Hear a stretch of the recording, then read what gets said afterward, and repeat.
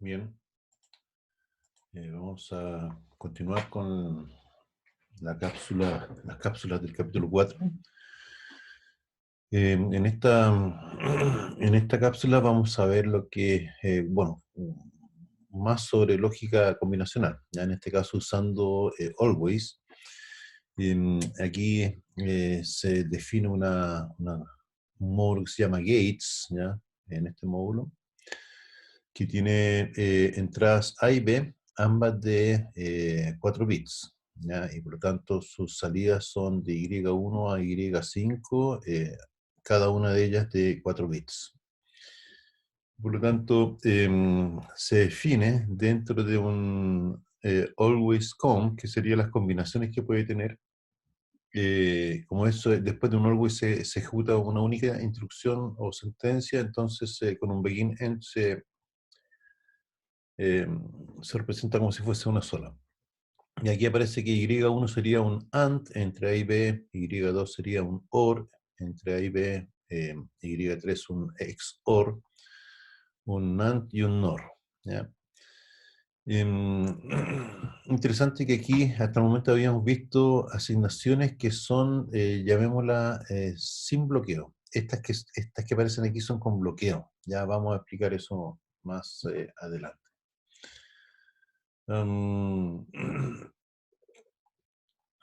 Después, ¿por qué? A, ¿ya? Y B son entradas, ¿ya? Y por lo tanto se pueden computar Y1, Y2, 3, 4 y 5 al mismo tiempo, ¿ya? Sin problema. Por eso es que se puede usar un no bloqueo, ¿ya? Se pueden usar menos líneas, digamos, en esta codificación, o usar, por ejemplo, aquí not Y1, ¿ya? Pero resulta que Y1 se está computando eh, al mismo tiempo que se va a computar Y4 cuando estos son sin bloqueo, ¿ya? Por lo tanto, si es con bloqueo, podemos computar Y1 primero, y una vez que se usa aquí como not Y1, ya va a estar computado, ¿ya? Por lo tanto no va a generar un problema. Lo que sí cambia el valor de Y1 utilizado aquí, el anterior, porque aquí se hace todo sin bloqueo. Esto va a tener una segunda computación como always count, porque cambió el valor. Esto siempre que hay un cambio de 0 a 1, de 1 a 0 en alguna de las variables consideradas, entonces se dispara el comp. En este caso no aparece ninguna, son las de entrada. Aquí tenemos un caso usando lo que es un case, ¿ya? En un módulo para típico BCD a 7 segmentos, es decir, aquí entra el código 0 hasta el 9, y entonces la representación en 7 segmentos para los segmentos A, B, C, D, E, F, G aparece aquí para cada uno de los números, ¿ya? Recuerden el display de 7 segmentos. Y entonces, de acuerdo al valor de la data, si entra un 0, estos son los despliegues de los 7 segmentos, se dan cuenta, están todos prendidos, todos en uno menos G, que es el del medio, ¿no? El del 8, el del medio. Y así, el 1 hasta el 9, ¿ya? Una cosa que no se tiene que olvidar nunca es incorporar siempre el default. El default siempre tiene que estar, y por lo tanto, bueno, en este caso, si no es ninguno de 0 a 9, y de hecho puede ser 10, 11, 12 o hasta 15, digamos, porque son 4 bits, se asigna un 0, digamos, el display apagado. Esa es la forma que funciona un case. Tiene que tener todos los valores y siempre un default. ¿Ya? Se puede usar el case siempre que se tenga un valor que se pueda asignar a la combinación, ¿ya? Eh, a todas las combinaciones, ¿ya? Y de hecho, bueno, a las que no se puedan hay que incorporarlo en default, ¿ya? Eso es una regla. Después tenemos el case Z, que incorpora don't cares, ya en este caso tenemos A, y se define el circuito de prioridad. Ya recuerden que el circuito de prioridad, eh, en algún ejemplo de alguna cápsula del anterior, del capítulo 3 de hecho, menciona que si este bit está en 1, entonces da lo mismo, este es el más significativo, por lo tanto da lo mismo el valor de los bits menos significativos, porque el circuito prioritario lo que hace es asignar un 1 aquí, ¿ya? En ese y el resto en 0. ¿Ya? Acá, si este es el bit más significativo en 1, entonces es el que se señaliza acá, independiente de los valores de los menos significativos. Si este está en 1, entonces lo mismo. Y si este es el menos significativo y no hay ninguno más significativo en 1, por lo tanto se señaliza eso. En caso contrario, es 0. ¿Ya? Este es el circuito que se puede ver aquí que el caso de que A tenga estos 4 bits, recuerden que esto significa 4 bits en estos valores, entonces, incluyendo los don't care, esta es la salida de Y. Ya, por lo tanto, aquí Y, para los 4 bits, 0, 1, 2 y 3, va a ser o los 3, o los 4 bits que vienen de acá, ya, que sería el tercer bit, es decir, 0, 1, 2 y 3, este que está acá, en 1, ¿ya? O el 2, 3, ¿ya? Y así han representado cada uno de los Y. Esa Y uno solo que sale en 4 bits de acuerdo a lo que está asignado acá.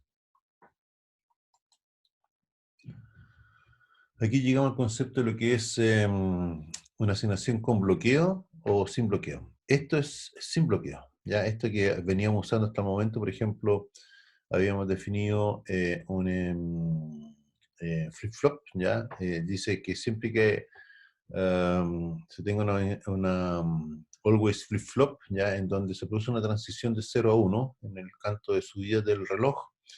Entonces, como no bloqueo, D pasa a N1 y N1 pasa a Q. Recuerden que esto es un maestro esclavo. ¿Ya? Eso es lo que se tiene acá, el mismo reloj. D pasa acá y después este pasa acá. ¿Ya?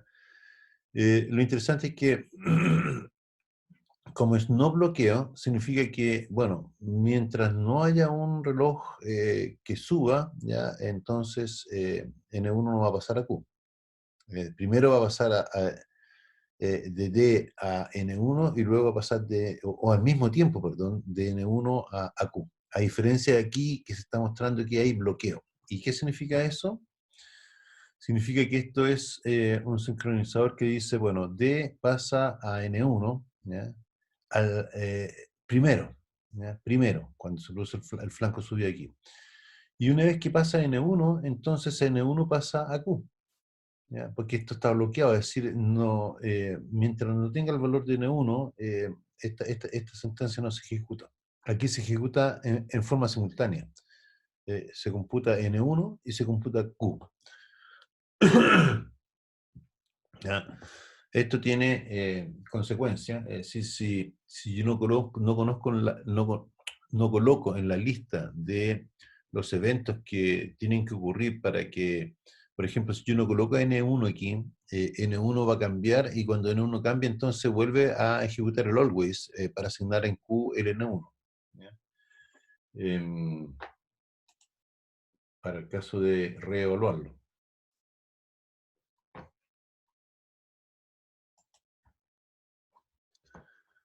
Después tenemos la forma de generar los módulos de acuerdo a el always y las asignaciones con bloqueo o sin bloqueo. Por ejemplo, si estamos diseñando lo que es un circuito secuencial síncrono, síncrono significa el mismo reloj para todos los gates o compuertas del circuito.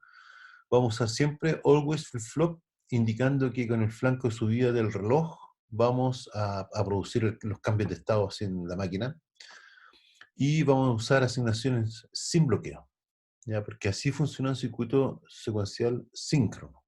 ¿ya? Algo de este tipo. En cambio, si es lógica combinacional simple, vamos a usar una asignación que es de este tipo, que es continua, ¿ya? Es decir, cambia cualquiera de estos valores, cambia aquí Y. Y cuando es más complicado se usa siempre un always comp con las combinaciones y asignación con bloqueo. Asignación con bloqueo porque la lógica va avanzando por las compuertas y mientras no tengamos el valor de la compuerta que alimenta a otra compuerta, entonces no se puede avanzar en, digamos, la simulación de la lógica combinacional. Y lo otro importante es que se tiene que asignar una señal una única vez dentro de una sentencia always, ¿ya? Una única vez, o dentro de una continua, digamos. Como esta que está acá, que no usa always. Porque si no vamos a tener problemas. Vamos a tratar de asignar dos valores dentro de un mismo clock a una variable y eso va a generar una